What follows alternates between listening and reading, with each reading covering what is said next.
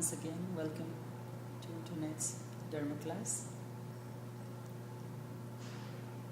I came here in December in the month of winter, and very soon I'll be leaving. I had some very beautiful experiences here, and I'm glad that I was able to talk about and share the understanding and teaching of Buddha, a very great and wonderful person born in our country. And I feel very fortunate that I come from the village where he was born. Gautama the Buddha, and generally we know him, the Buddha, was a living human being. He was born in a royal life, in a palace life, and he was destined to become a king.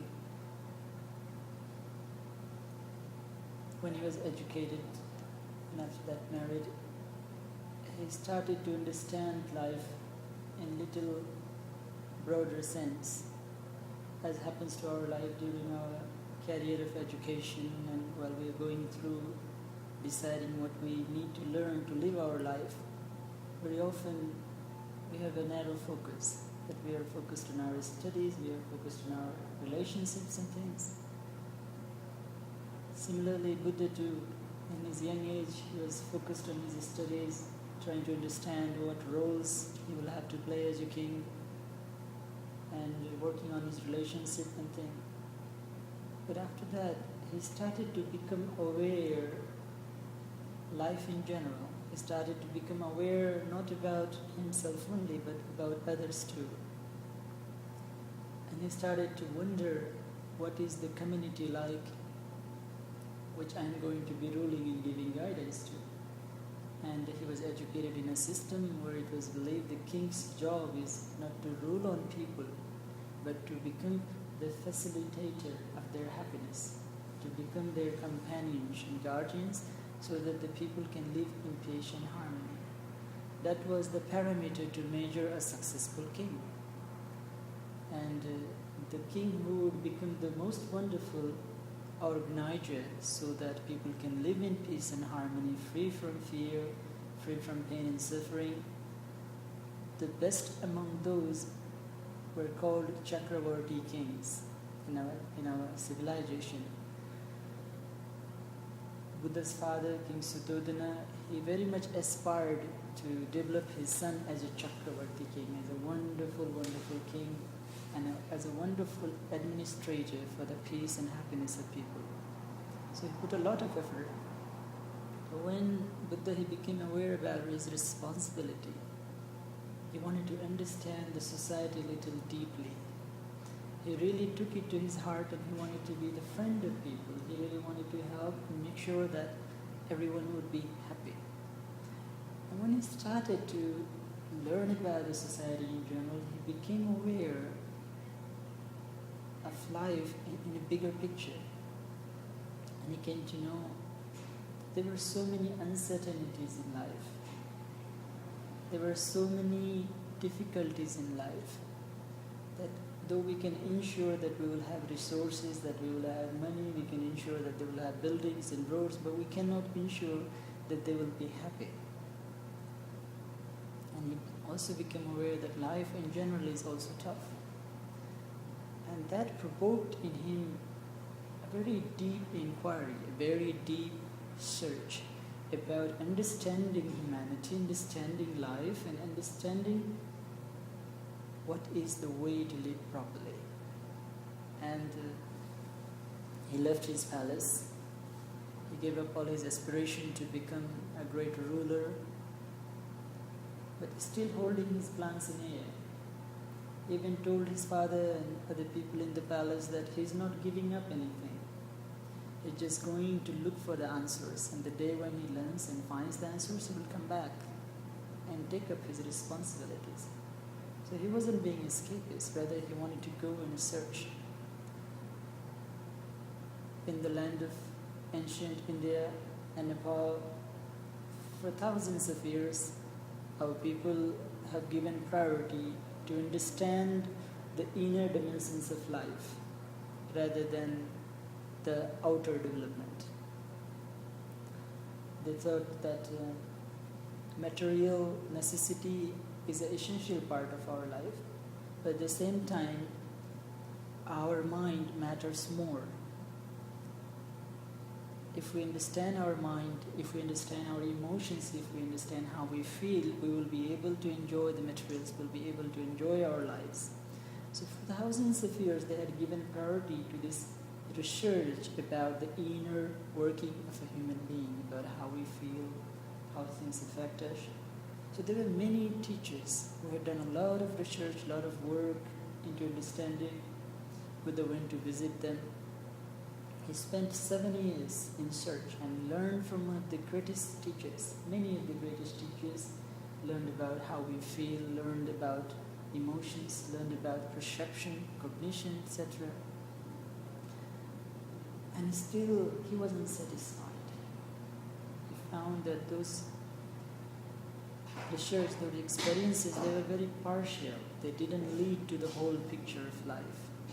Some techniques were meditated. He could go learn a particular technique of meditation,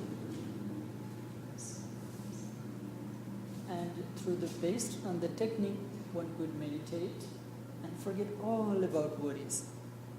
Forget all about worries and become so happy, become so peaceful.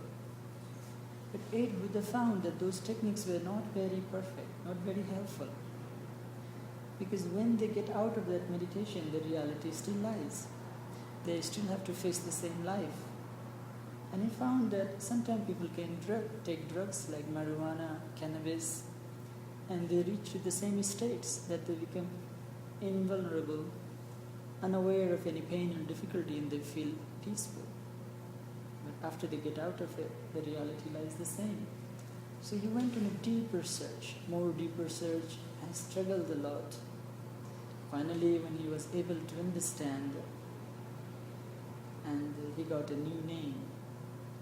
After that, he changed his identity. He said, I have become a new kind of person. He was known as Sambuddha, the one who has understood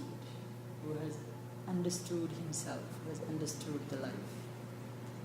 And throughout his life after that, he wandered throughout India and Nepal on foot constantly for 45 years, trying to teach people the path to experience peace and happiness, path to live life in its most optimum way, to reap the most wonderful benefits of life. And we're very proud that he taught in such a selfless manner. He did not want to establish a creed or dogma or a religion at all. What he was interested in, that he had understood life and he had found how it works. And what really inspired and motivated him is that how simple it is. Based on that motivation, he worked day and night to teach people. We're very fortunate because he was born 2559 years ago.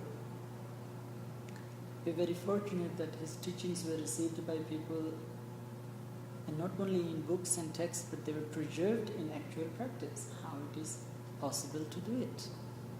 And through tradition, through an unbroken lineage of teacher-disciple, the teaching has still remained to us. And we feel very grateful, very fortunate that such a precious experience has come to us. So last few months I've been giving talks every week on particular small topics. Today is going to be my last talk for this trip. So I would like to take the opportunity to summarize a few points of the Buddhist teachings and highlight a few things, and then finally give some more advices from Buddha.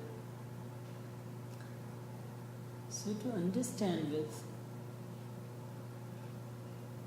when Buddha came up with his idea, with his teaching, it was such a revolutionary idea, and based on such simple facts that everyone could identify with. The most literate, most educated people to the most ignorant, most simple farmers, everyone could identify with it. was able to work on it. His teachings, they evolved based on what Buddha calls the experience of four truths. He called it four noble truths. Why noble truth? He says is that these are the truth of our life. But if someone experiences it, one becomes a noble person. One starts becoming a better person. The first truth, he called it the truth of suffering. Dukkha Satya. He says that life is tough, that there are difficulties in life. And he tried to define in simple terms what is suffering. He says, Vipayehi yogo dukkho, the unpleasant things in our life, unpleasant situation, unpleasant places, unpleasant people, the things that we don't like. And when we have to associate with them, when we cannot get away from them, that causes suffering. Things that we like, things that we desire, people that we love, places that we want to be and we cannot, that causes suffering.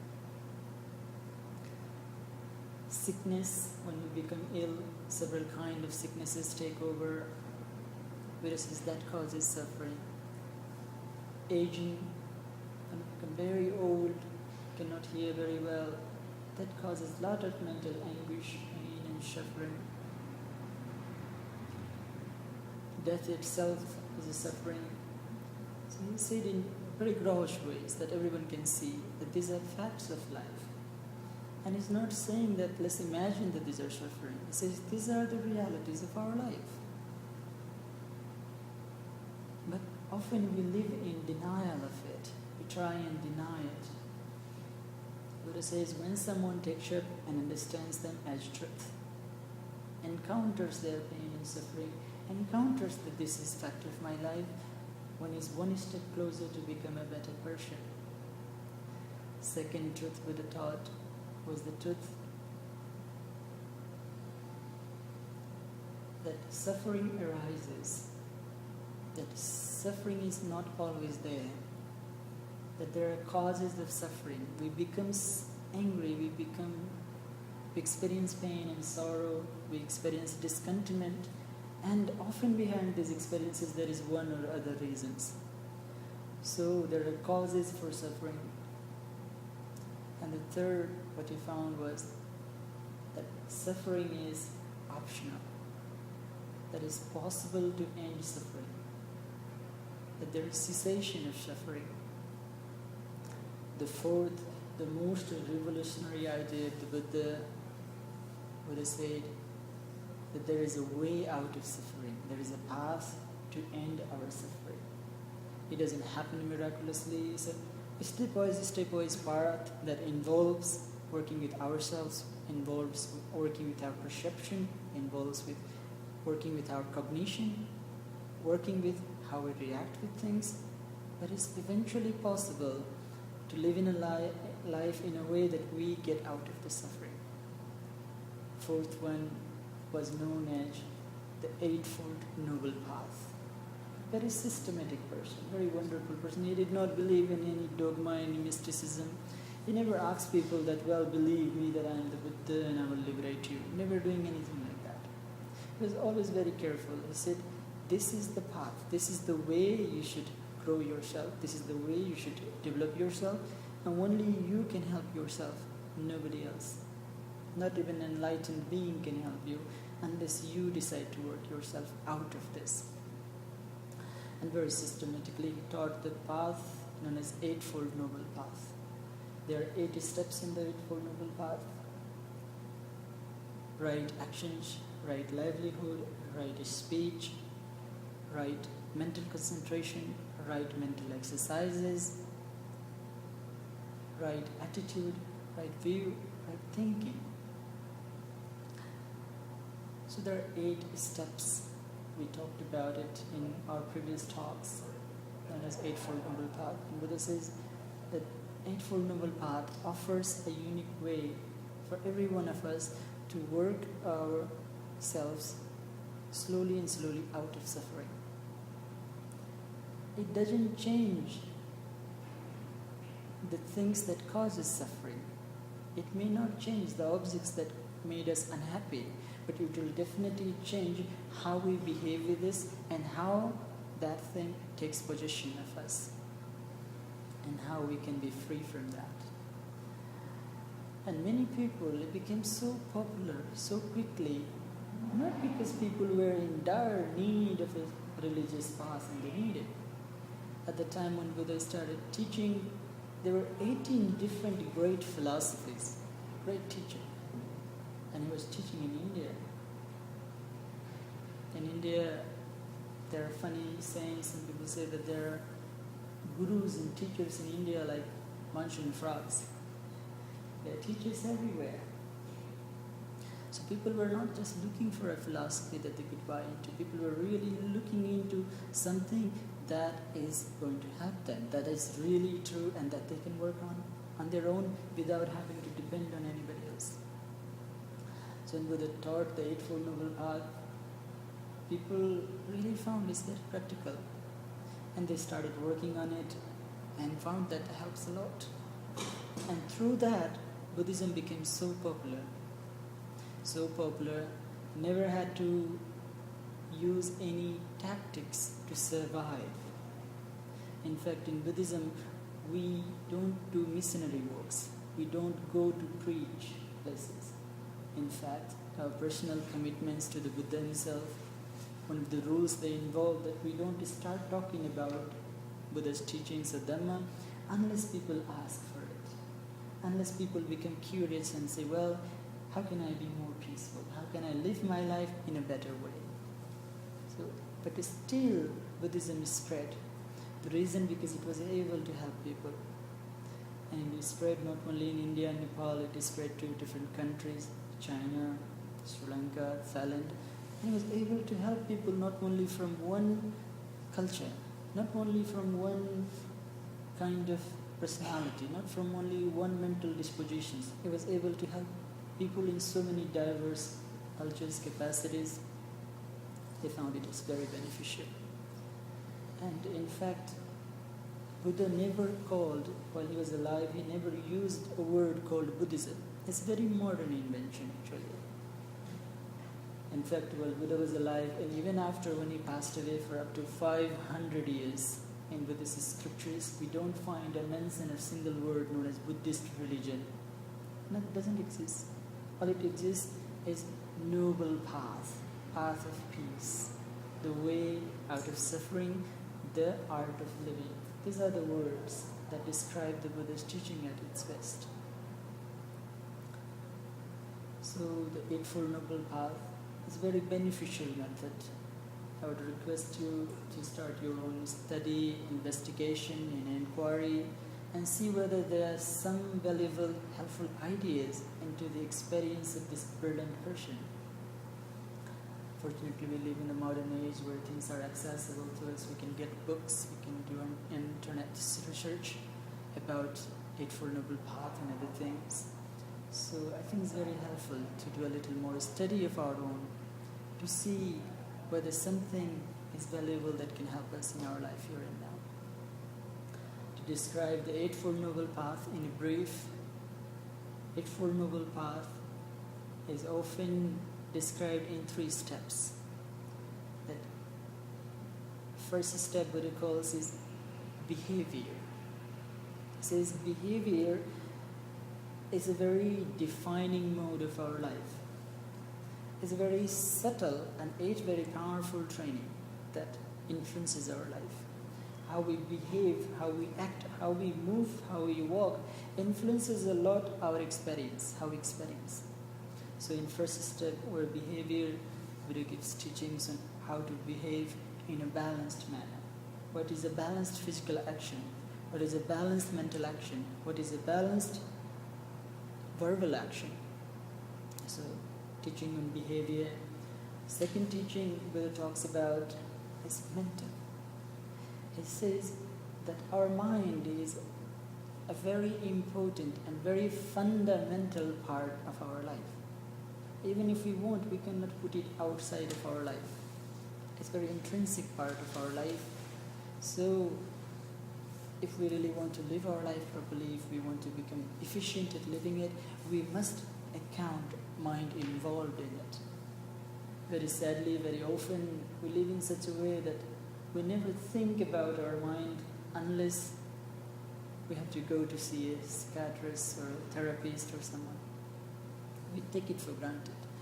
Buddha says the mind is very vital, very important part of our life. And we have to become our own therapists. We have to become our own managers of our own mind, and then it's going to help. In fact, our mind, our life from its very beginning is nothing but training. When we learn to speak, it's nothing but a training that we receive from observing people speak, trying to vocalize and learn. Everything we do is actually a training that we have learned over the time. Even when we become angry, how we react with that, it's a subtle training that we learn maybe from our parents, maybe from someone, maybe watching TVs and movies and all that.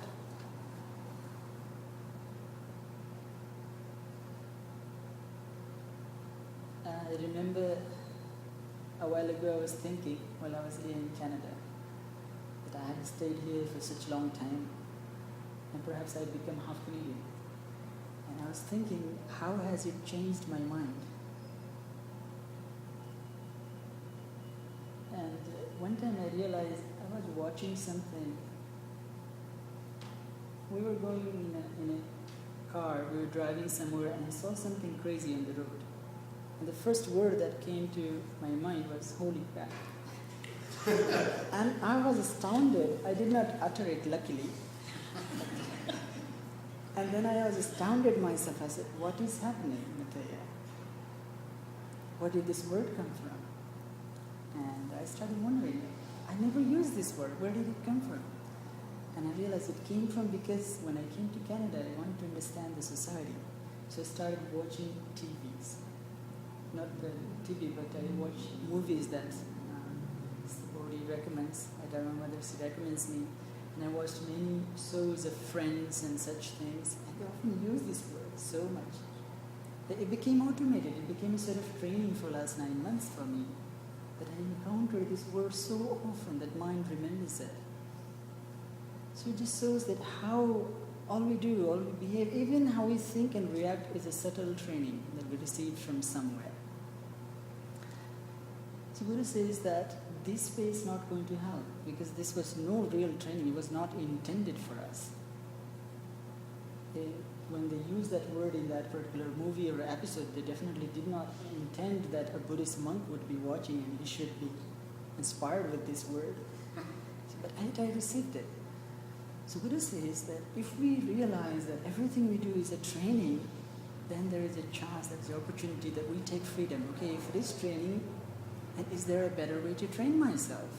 Should I be monitoring my training? Should I be retraining myself? How to deal with anger? How to deal with love? Love is one of the most powerful, most wonderful energy that we have. One of the most wonderful elements. But we don't know how to handle it. We have never been trained properly how to understand love. And it causes so much pain and suffering and so much difficulties in life. Often we meet other people and a feeling comes up that maybe it's for love. Maybe the other person just wants a company. Often we are so confused about it. So what Buddha says is that be your own therapist. That when you see a situation, learn to train yourself how you react with things. A very systematic training is needed, that you do it on your own, so that you train your mind that it's in control of you, that it helps you. So the second part where Buddha calls also mind training, Samadhi, or mind culture. It's a very valuable, very wonderful aspect. In there Buddha talks about 3 steps. Samma sati, right awareness.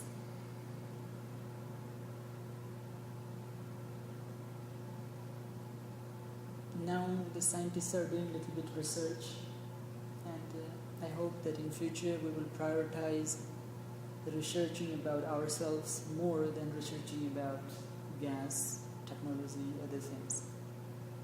Fortunately or unfortunately, our research is always motivated by economic benefit.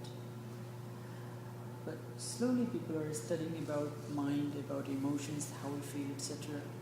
And yet people have difficulty to describe what is consciousness. What is the moment when we are alert? What is that cognizes? What is that makes sense of all this information flowing through our brain? Buddha says that our mind has many parts in it. Actually, Buddha describes that in gross level, mind has 4 parts. He says, first part of mind is sensation, that it feels sensations.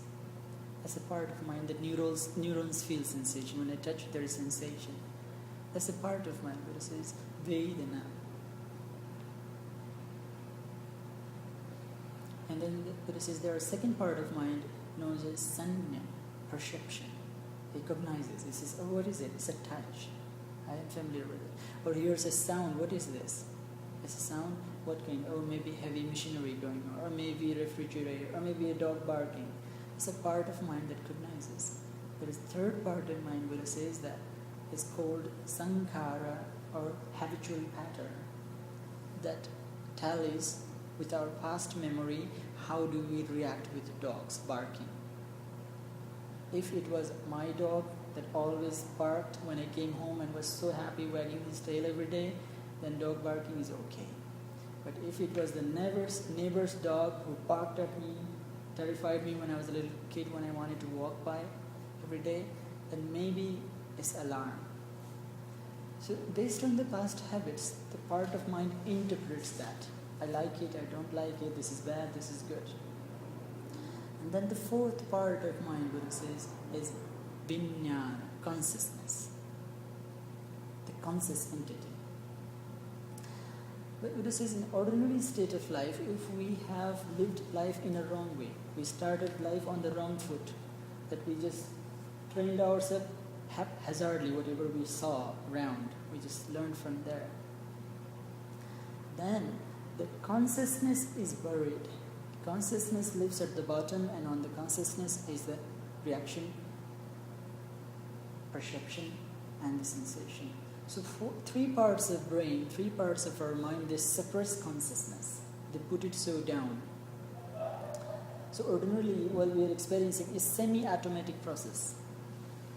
It's automatically happening. Our brain is such a complex and such a brilliant machinery, such a brilliant computer that sometimes it doesn't need us to decide it. It can tell things on its own.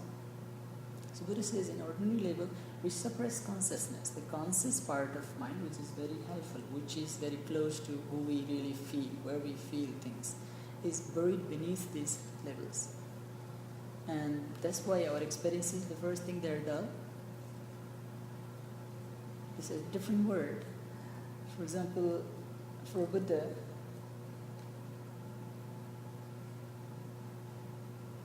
it says when he drinks a glass of water, he feels such a joy, he feels such a relaxation, he feels really wonderful, he feels sort of, and in Buddha's language, you say, to derive the same experience, an ordinary person who has never, his consciousness is very buried, for him to experience that, he will have to drink something that is so strong that it will shake all his habitual pattern and go a little deeper. For example, he will have to take an intoxicating drink or something, then he will feel like, oh, I feel something in my body. So if consciousness is not practiced, then our experiences are dull, and we are not sensitive enough to see how things are influencing us. So Buddha, in the second part, Buddha talks about right awareness, sammasati, to become aware. Make awareness the predominant factor in our experience, so that whenever we are doing something, we are composed, we are mentally mindful and aware of it. And that Buddha says enriches the experience. It brings us very close. It takes that experience directly to our consciousness without all this filtration. And that way we are more intimately connected with what we are doing. Then Buddha says when someone can become very mindful, they will be able to decide if they are beginning a relationship, they will be able to decide before it's too late whether this relationship is good for me or not. Because it will be direct experience. They won't have to go through their mental logic, mental judgment, etc. So in the second part, Buddha talks about such things like right awareness, right concentration, how to learn to concentrate our mind, how to learn to pay attention and focus, quality of attention, a directed attention. Buddha says attention is one of the most valuable component of our being. If we don't know how to pay proper attention, we can't even have a proper conversation. We can't even have a proper awareness about things. So he teaches how to develop those qualities. And he teaches Samma Vayamu, balanced exercise. He says just like our physical body, that we need exercise to keep it in good shape, good health, good condition, do not let it to become atrophied. Similarly for the mind, there are certain exercises, certain cognitive processes that help mind to be healthy and balanced and in good shape. So he teaches that. The third part of Eightfold Noble Path, known as Panya or the wisdom section, Buddha talks about attitude and the power of ideas and thoughts. He talks about how we generate our attitude, and based on our attitude, how everything changes for us. So he makes us aware about our attitudes and the power they have. So I very much encourage you to study, try and find out those, and always examine them. Always, never to buy the philosophy just because it comes from Buddha and it sounds very wonderful. Even in his own life, many times people came to him and they were so inspired. So inspired. There was a particular example of a very well-known army commander of a country known as Kalama. And he had given up his position there, but he was a very rich person. He wandered from here and there. He had 500 followers and supporters wherever he went.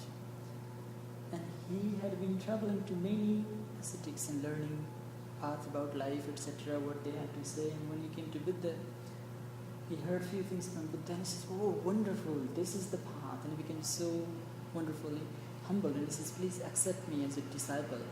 I accept your philosophy. And Buddha encouraged him. He says, Kalama, don't be so quick. Don't be in rush. Examine, work on it, taste it. Is it really true? Does it really work for me? Then only accept. And he taught a wonderful doctrine, wonderful, wonderful teaching that we are very fortunate. Even the Buddhist monks, it gives us the freedom that if we want, we can also reject the Buddha. It gives us the freedom that until something really works for me, I don't have to accept it is true, is wonderful.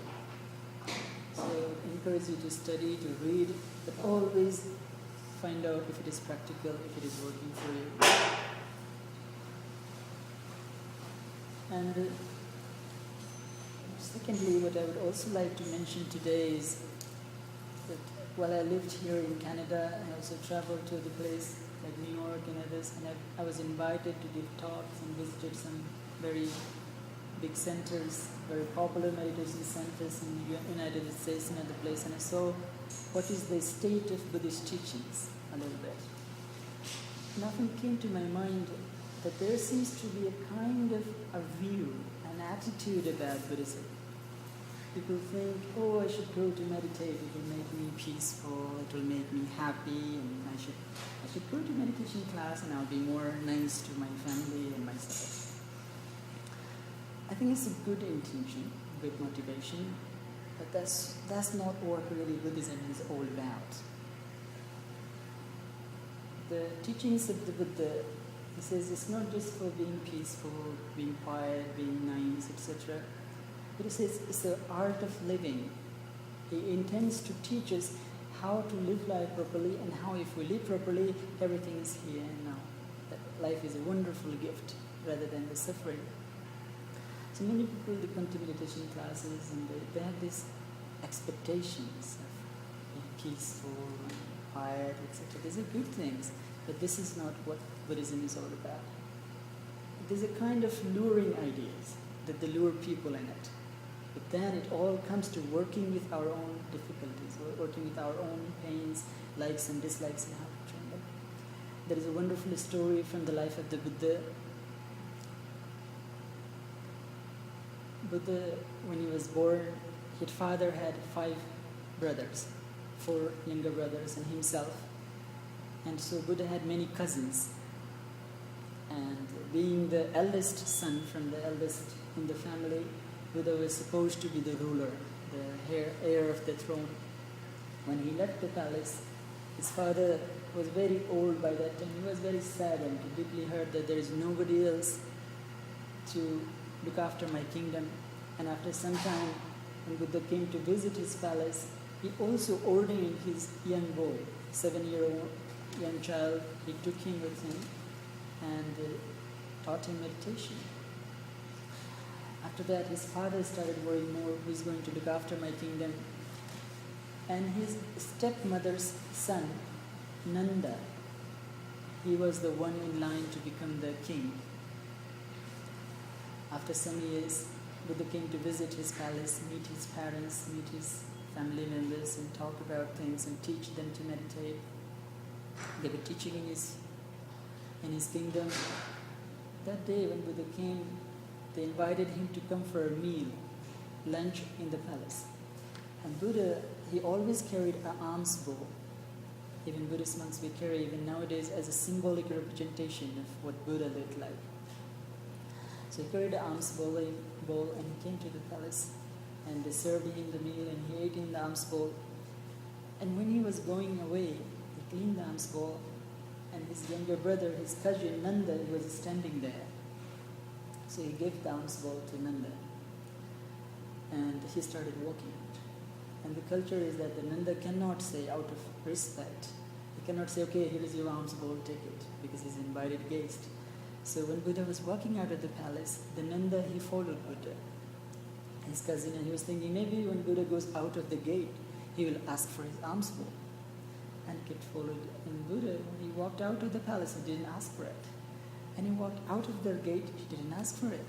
And Nanda was wondering, maybe he will ask when he goes out of the limit of the city, because his monastery was about 10 kilometers outside. So, about 3 kilometers outside. And I said, maybe he will ask then. Buddha didn't ask. And he kept following out of respect, out of obligation. And the very next day, Nanda was supposed to be married. And his bride was in the palace and she was combing her hair on the top floor. And she saw Nanda following Buddha with begging bowl. She became very worried. Is he going to become a monk? Is he abandoning me? So she called for him, Nanda. And he looks back. She said, come back quickly. Don't stay too long. Because whenever people had time to spend with Buddha, when they spent with him about 2 hours, 3 hours, they understood that there is a different way of existing. There is a different way of being in such a peace, such a harmony, such a calm. They loved it. So she was a little worried that he will become a monk. And Buddha's father was planning that after he gets married the next day, he will also give him the crown and make the king. And Buddha was walking, Nanda kept following, and they came to the monastery where Buddha was residing. And Nanda was very much expecting that the Buddha will ask for the alms bowl and I can go home. And then Buddha stopped for a minute and said, Nanda, you're a very wonderful person. You have carried my begging bowl, you did not even ask, take it back. Such a humble person. Would you like to be a monk? Buddha was offering it as a gratitude. And Nanda was taken back because Buddha is also his elder brother. And he knew that Buddha had treated him with utmost respect and love and care. And whatever he's offering is worth it. And also the culture was he couldn't easily say no. So he didn't really decide. He said, okay. Kind of like, and then Buddha said, oh, okay, then if you're not angry with it, if you like it, if it's okay for you, then why not? So he asked his disciples, oh, ordain him, make him a monk right away. So they came and they ordained him, they put the robes on, and poor Nanda all he could think of was his beautiful wife-to-be combing her hair and standing as that lady. She was one of the most beautiful lady in the whole kingdom. And he was very proud that he's going to be the husband of the most beautiful lady in the town. And all he could think of during that ordination was about his wife.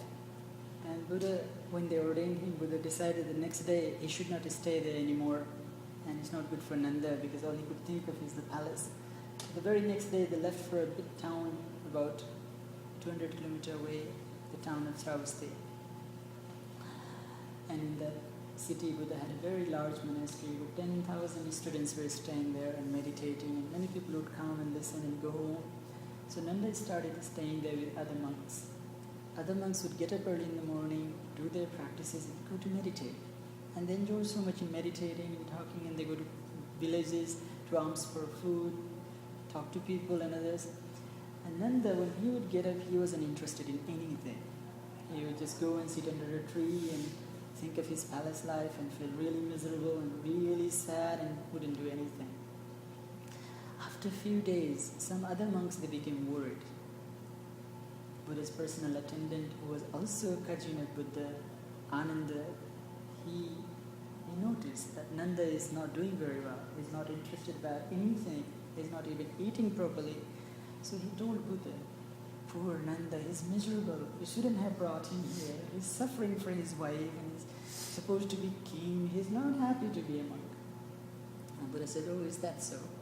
So next day when Buddha was going outside for alms bowl, Buddha invited Nanda. He says, Nanda, would you like to come with me? And he said, yeah, sure. So he followed Buddha, and Buddha decided to go for a walk through the forest. And they were walking and walking. And in that forest there had been a forest fire. Everything had burned. There was ash everywhere.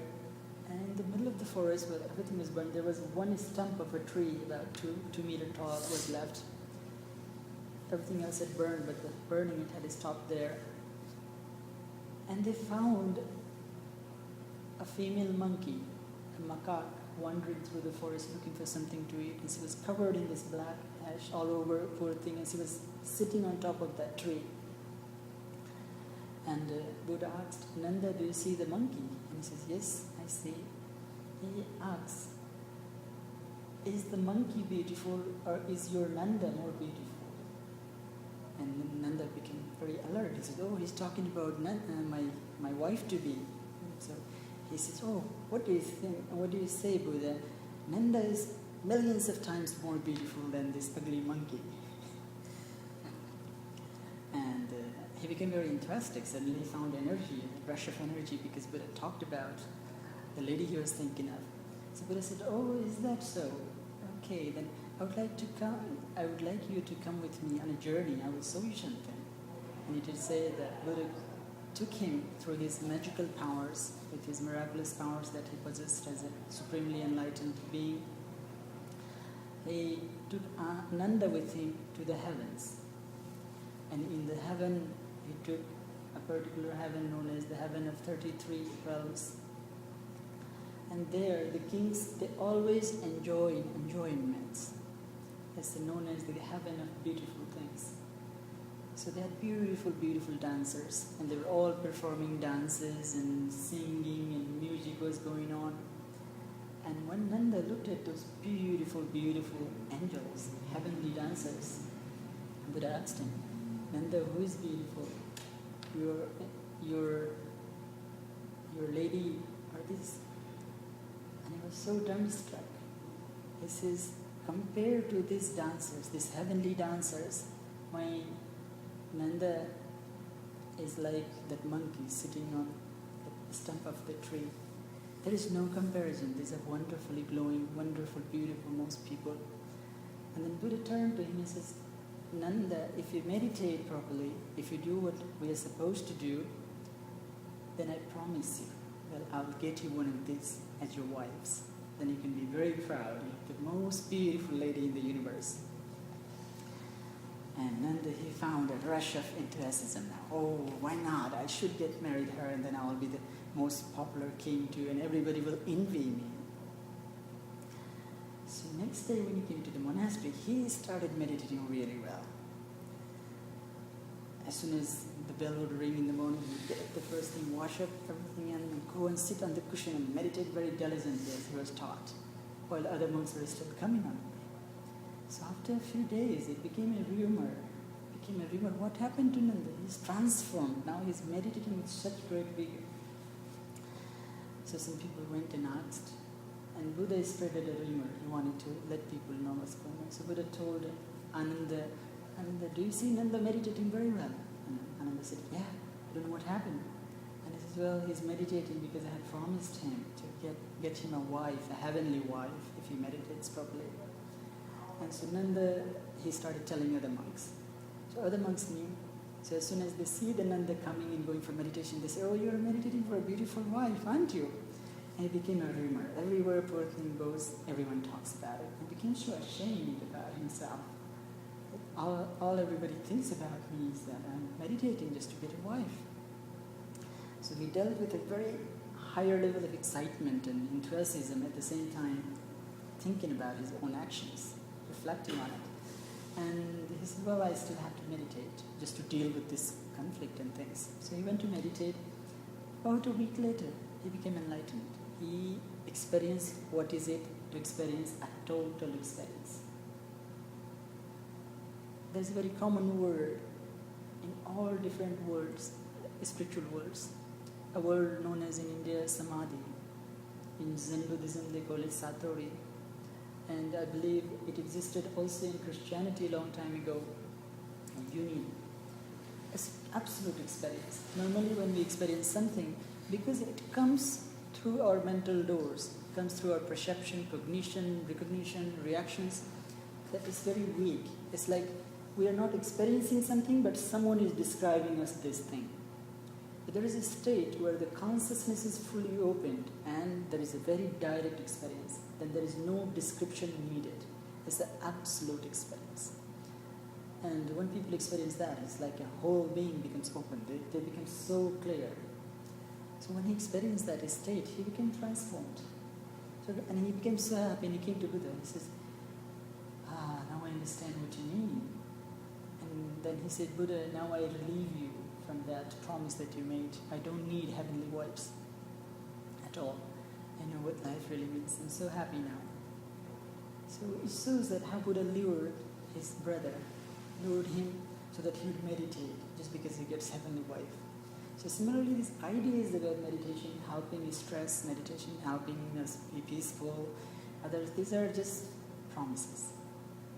These are actually just promises. But they do give the results. They do get such results. But this is not what Buddhism is all about. Our Buddhist teachers, real Buddhist masters, they say that it's like the byproduct of real Buddhist purpose. Becoming peaceful, becoming happy, becoming a balanced person, these are byproducts of the actual work. One classic example I have heard from my teachers is that they say when somebody sets up a sugar factory, let's say, and sets up the sugar factory to make sugar, molasses, they come out as a byproduct. Nobody sets the sugar factory just to make molasses. So similarly, the purpose of Buddhist practice is not just to experience a moment of peace, but to get behind that very idea, how is the peace destroyed? How do I lose my peace? How do I enter in difficult situations that peace seems so elusive and far away, and be able to eradicate that? So what Buddhism teaches is a way of living, an art of life. Not a religious dogma, not even a spiritual so-called dogma. A very practical way of life that will live in a balanced way. That our actions are balanced, our mental activities are balanced, that our cognition, perception, reactions, these are all balanced and grounded. That's what the idea and the highest ideal of Buddhist teaching is. It's the art of living. If we can understand how to live our life properly, we'll find out that this is one of the most wonderful gifts given to us, is the human life. In Buddhism, there is talk about different kind of worlds. There is heavenly worlds, where gods live, they have no problems, no misery. Anything they imagine spontaneously manifests for them. They never have to experience disappointment, pain, and suffering. There are realms of animals where poor things have to sometimes be afraid, sometimes worried, sometimes being hunted by other animals. There are realms of hungry ghosts and spirits and others. But among all these different diverse kind of worlds, Buddha says that human world, human life is the most wonderful one, most best one. Despite its challenges, despite its difficulties and pain and suffering, it's still the best one. Even better than the godly life. Why? Because it presents us an opportunity that we can become conscious, we can become aware, about how things are happening and be able to change. And that is a great freedom that everyone should have. And I think if we look at the world today, often we will think that we're living in such a difficult world. If we look at our market crisis, environmental issues, politics, people, war, it seems ever terrifying. It seems we haven't really progressed towards civilization at all. And I think most of it is responsible because we don't know how to live our life properly. People don't know the art of living. For example, most of our corporates exploiting resources of the world, controlling market, sometimes making our lives difficult by controlling economy, etc. People behind those big corporates, there often we find there are just few. And those people too. If we look at their lives, when I see some big companies, the CEOs, they earn a salary of $80 million a year or something like that. And I look at even their own life. I used to wonder, what do they do with this money? What do they do after earning so much money by sometimes exploiting people knowingly in harmful ways and causing so much harm? What do they do with their life? Why do they need this much money? And I was really shocked that many people, what do they do after earning that much money? Just be able to get a 1-week holiday somewhere and play golf on a yacht. They could play golf even if they earn $50 billion instead of $80 billion. They would still be able to enjoy it all. As the problem is because they don't know how to live life. They miss the art of living. They're trapped into the illusive idea that they must maintain a status, a society, that they must keep earning and growing. It's not only the rich people, even normal people, ordinary people, everyone we find that somehow we always keep expecting, waiting for something to happen. And in the meantime, our life, all the valuable years keep slipping away from our hands. When nothing happens, the more closer we get towards getting old, the more we become frustrated, we become disappointed. We lose even our natural benefits that we had, like a child. When we were a child, we were at least able to smile and look at things wonderfully. When we become older, we can't even do that. So Buddha says, what we really need in this world is the art of living. If people knew how to live life, how to enjoy it, how to become balanced and harmonious, then all the other things, they are not big problems. For example, even the so-called idea that our planet does not have enough resources for everyone in this world is also wrong. If we just knew how to live properly, there is more than enough to feed everyone, more than enough for everyone's needs, more than enough to make everyone be able to live in peace and harmony. But it all comes down to one idea: how do we live our life? How we live our life actually influences everything. It influences economy, it influences business, it influences even politics. It's the very matrix of how things work. So I think that was the brilliancy of Buddha, that he was able to get away from complaining and worrying about these big things, come to the very nucleus of things. Where does it all come to is, how do we live our life? There is a story I was told by my meditation teacher. It's a very interesting and very funny story. It talks about